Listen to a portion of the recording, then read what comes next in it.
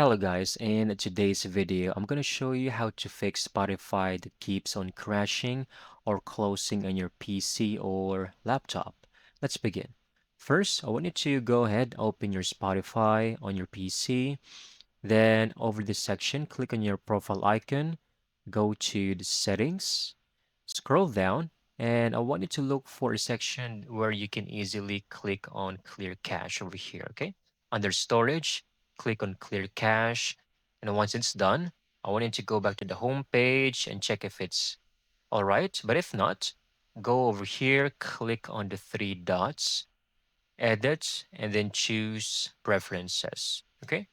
So over preferences, scroll down again, and you will see this section which says compatibility. Enable hardware acceleration.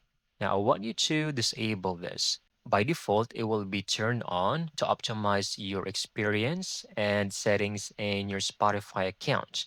Now turn it off, then you can now easily relaunch your Spotify. But before doing that, one more trick is to go to your start menu over here, type firewall. Okay, firewall, because basically sometimes it crashes because firewall will block the application itself. So click on Windows Defender Firewall, and then I'm going to maximize this.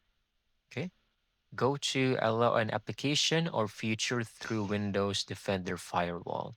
Click on it, scroll down, and I want you to locate Spotify. Okay, make sure you will click the section change settings. So over here, Spotify, I have Spotify EXE.